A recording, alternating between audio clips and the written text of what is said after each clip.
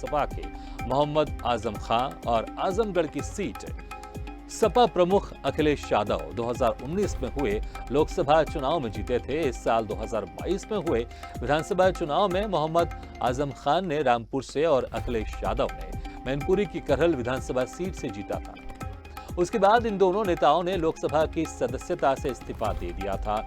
इस वजह से ये दोनों सीटें खाली चल रही थी। बता दें कि भाजपा ने आजमगढ़ से भोजपुरी फिल्म अभिनेता दिनेश लाल यादव निरहुआ को मैदान में उतारा है। लगातार बने में हमारे साथ यूपी एडिटर अखिल सिद्दीकी। अखिल, आज 2 लोकसभा के उपचुनाव होने हैं उत्तर प्रदेश में। इसको लेकर काफी गहमागहमी है। दोनों ही बहुत इंपॉर्टेंट सीट रही है और ये सपा की सीट रही है और बीजेपी लगातार इस सीट को अपने पाले में लाने के लिए प्रचार प्रसार में जुटी हुई है। आज अंतिम दिन है प्रचार प्रसार का। योगी आदित्यनाथ भी मैदान में आज उतर रहे हैं और प्रचार प्रसार कर रहे हैं। दिन की निश्चित तौर पे आज अंतिम दिन है और दोनों रण चाहे वो रामपुर की हो चाहे वो आजमगढ़ की हो, पूरी ताकत भारतीय जनता पार्टी और पूरी ताकत समाजवादी पार्टी वहां पर लगाती नजर आ रही है। हालांकि दोनों पार्टी को पता है, अगर दोनों अगर समाजवादी पार्टी के अगर ये पता है कि उनकी सीटें हैं, उनकी वोट बैंक वहां पर अगर कहीं ना कहीं नुकसान होता है तो इसका खामियाजा 2024 भुगतेगी। हालांकि देखिए बीजेपी के पास खोने के लिए कुछ भी नहीं है, क्योंकि अगर आजमगढ़ की बात करें तो आजमगढ़ में 7 विधानसभा में 7 सीट समाजवादी पार्टी के पास है, लोकसभा सीट भी समाजवादी पार्टी के पास है।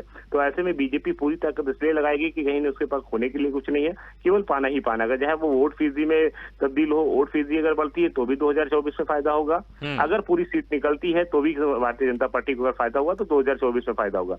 रामपुर की बात करें, रामपुर में देखिए आजमगढ़ पूरी ताकत लगा रहे हैं। आजम खां 27 महीनों के बाद रिहा हुए हैं और जमानत पे, और निश्चित तौर पे पूरी तरीके से ताकत वो रामपुर में भी और आजमगढ़ में भी, दोनों सीटों पर वो कहीं ना कहीं देर रात तक जनसभाएं करते नजर आ रहे हैं। हालांकि रामपुर में भी देखिए लोकसभा वापस पाने के लिए आजमगढ़ अपने गढ़ को फतेह करने के लिए पूरी ताकत लगा रहे हैं। हालांकि निश्चित तौर पे अगर आजम खां की सीट वहां से अगर उनके सहयोगी जो है, जो अपने करीबी को उतारा है, अगर वो फिर से सीट निकाल लेते तो कहीं ना कहीं दबदबा कायम रहेगा समाजवादी पार्टी का।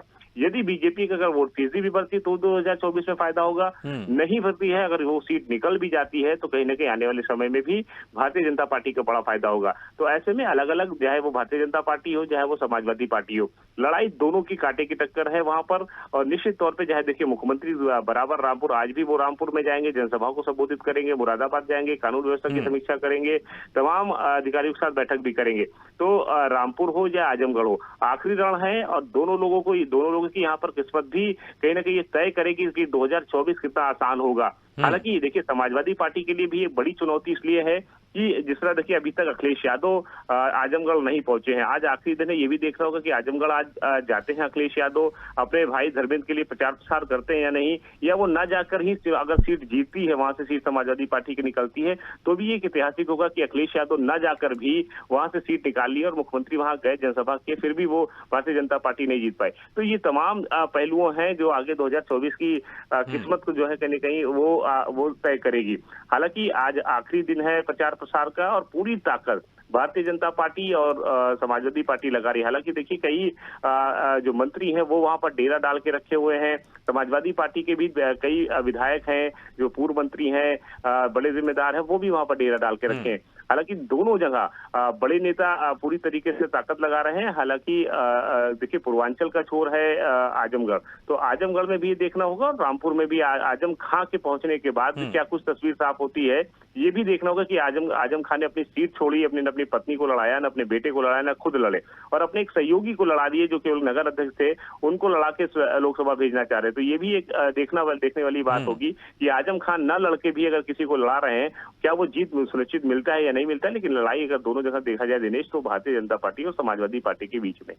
जी अखिल, लेकिन जिस तरह से यहाँ पर ये जो दोनों सीटें हैं बहुत इंपॉर्टेंट है, जैसा आपने पहले भी कहा है कि अगर बीजेपी हार भी जाती है तो उसके पास ऐसा कुछ खास खोने के लिए नहीं है, लेकिन अगर वो सीटें जीतती है तो एक ऐतिहासिक होगा बीजेपी के लिए।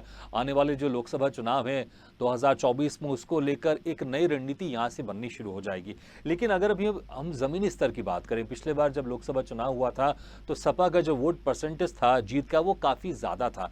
लेकिन अभी ज़मीनी स्तर पर अगर बात करें, क्योंकि अभी उत्तर प्रदेश में दूसरी बार बीजेपी की सरकार बनी और ऐसा अक्सर कहा जाता है कि जब भी बाई इलेक्शन होते हैं उपचुनाव होते हैं तो जिसकी सरकार है उसको ज़्यादा फायदा होता है, उसका प्लस पॉइंट होता है।